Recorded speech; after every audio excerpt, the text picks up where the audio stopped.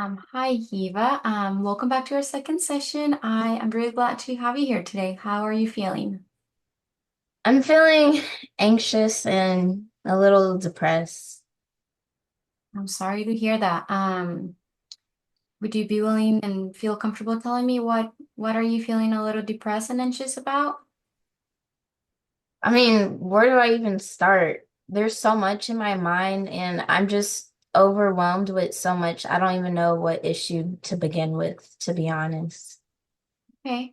Sounds like you're feeling very overwhelmed. It's definitely hard to think straight when there's like so much going on in your mind and you don't even know where to start. So, how about maybe we focus on one thing for today? What would you say is the most important thing that maybe you like to discuss today? What's the most pressing matter? Well, for starters, I really miss my family. They're still back in my home country, and I haven't interacted with them as much as I would like to. And then ever since I've been here, I don't know, I just haven't been able to contact my family as much as I want. And then even though it was really hard leaving them, I took a leap of faith to come to this country, like to America in hopes of pursuing my dreams, of being a visual artist. But there's a lot more hoops that I have to go through that I wasn't expecting I had to do. And I feel like I came all this way and sacrificed so much, and I'm basically stuck in a country where I don't even feel welcomed or fulfilled. Okay, that's very vulnerable of you to share. I want to start by saying thank you for opening up.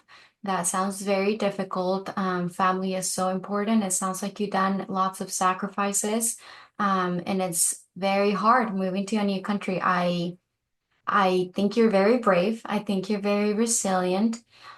From my experience, sometimes many individuals think that leaving your country of origin as a refugee, it's the hardest part because you're leaving the dangerous place. But I think many don't realize that is only the beginning. Coming to the United States is actually not necessarily easy. Things might not be what you expect when you get here, and that can be difficult, definitely. I hear that maybe you're feeling a little isolated, maybe discouraged that things might not be moving as fast as you like. Is that accurate? Yeah. Yes, exactly. Another reason I came to this country in the first place with one of my sisters was to seek freedom and safety from the Islamic State of my country, because over there they're like really harsh towards women. And I was once jailed because the government there thought I was suspicious.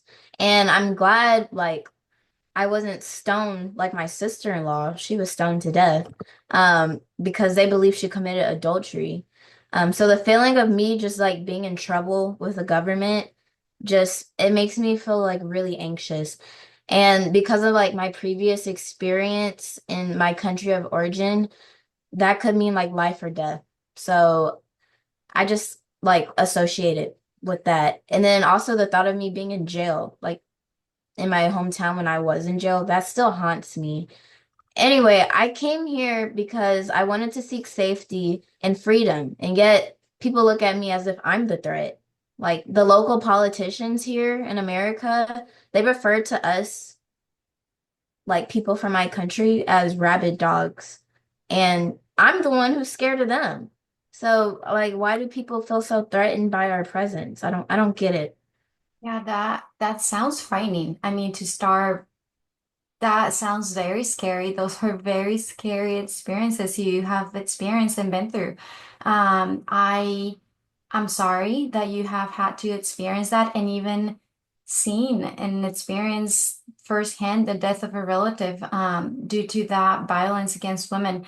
I, I think that it sounds like maybe you have definitely some unresolved pain, maybe trauma related to safety, related to the government, maybe politicians, that like authority figure in the country. Um, I think that it might be helpful for us to address that. How would you feel about that? Yeah, I guess. I'm not sure. I mean, I guess that's it, but I'm just not sure what I'm doing that can cause such a disturbance. Like, is it my hijab? Or I thought this country was supposed to be a melting pot. So the feeling of me still not feeling safe, um, and then my concerns about the US government sending us back and not seeing my family that I left, and then the possibility of me not being able to pursue my dreams. It's overwhelming to manage. And I mean, don't get me wrong, I'm very grateful, that we're here and we at least have shelter. And then I'm thankful that the city accepted my sister and I as refugees. So like I'm grateful for that. But it's just like lately I've been feeling so emotional and really just emotionally drained. Because I can't even get out of bed sometimes. But yeah, I think focusing on trauma with the government would be a good first step for now. Hopefully that'll be like a good stepping point for all the other problem areas in my life, like you suggested. Okay, let's dig in a little bit more here. I definitely want to help you be freer from this anxiety. I want you to maybe gain some more clarity so that you can feel better, so that you can feel more rested, not just mentally, but even physically, because I feel like all of these stress and anxious thoughts and emotions definitely contribute and like definitely wear someone down. And so I think that that might be contributing to you feeling so, um, maybe lacking the energy, having a hard time getting out of bed, if I hear that correctly. So let's dig in a little bit more. I really want to address your question of what are you doing? Is it your hijab? Is it something you're doing wrong? Like how? Why Yeah. are you a disturbance? Let's talk that for a little bit. I I think, yes, the United States is a big melting pot. And something to keep here in mind is that there are people from all over the world, many cultures here, a lot of different thoughts, a lot of different beliefs. And unfortunately, not everyone will be accepting. Not everyone might be as welcoming as we would like. And why am I bringing that up?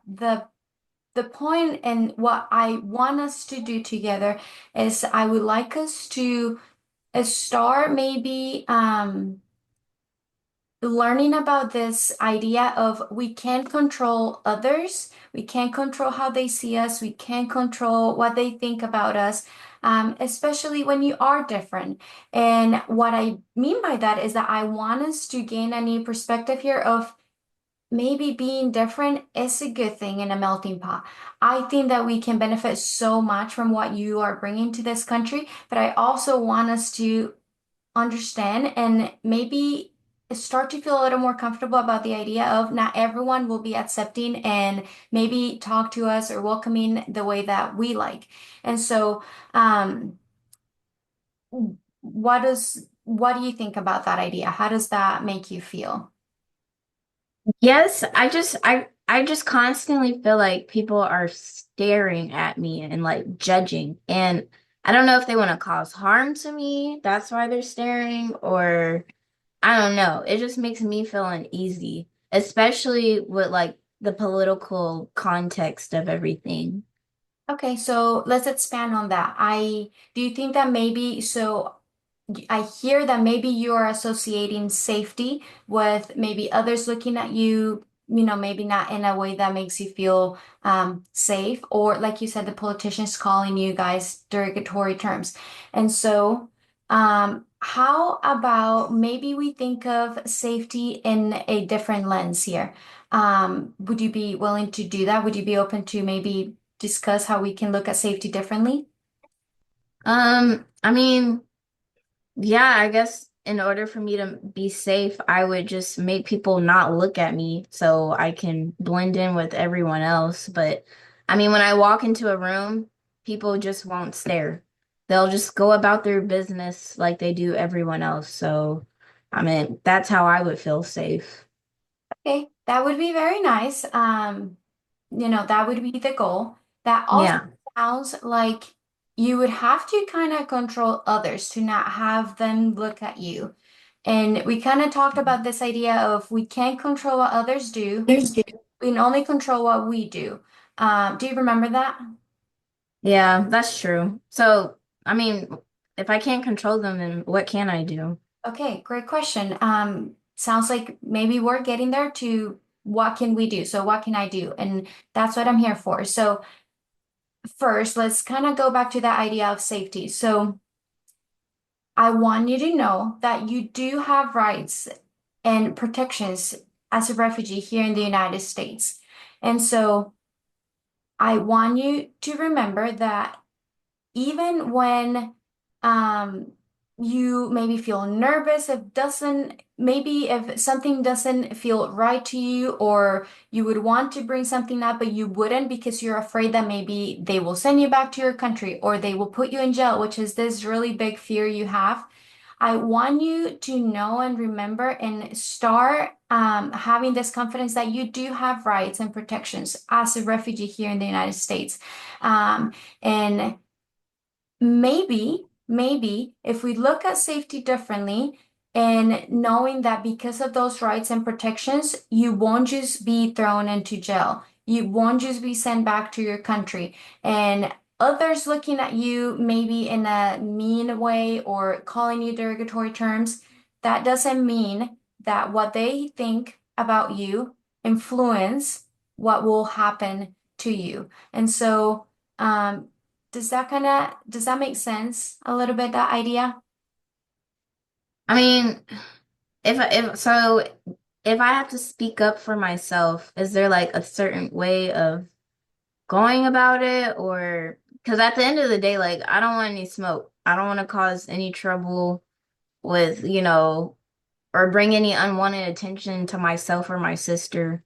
Because we're still refugees at the end of the day. So I just don't want negative attention. So yeah, I guess I just want to know, like, is there a certain way of going about it? And then also, like you said, like that is a good reminder that I do have rights as a refugee. I forget that sometimes. So thank you for the reminder. Um, yeah. Yeah.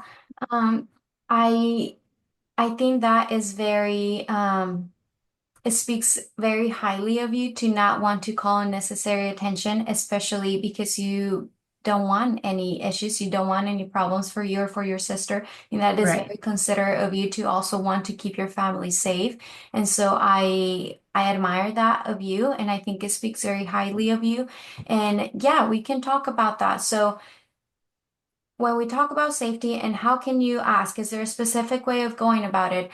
I I definitely want you to speak up if you feel like you're being threatened. And maybe we can talk about how does safety can be a lot of different things. And so I definitely want to make it very clear if you ever feel like you're in physical danger, if you feel like someone is just directly emotionally causing disturbance to you, or you feel violated, your physical space, your mental space, you can definitely speak up. And how do we go about that? There isn't necessarily a specific way. I think something to keep in mind. I think it's just being respectful and civil always is very important. So that is one of the, main points is that even when we feel like we're being disrespected, I think we can always still be respectful and bringing up what makes us uncomfortable.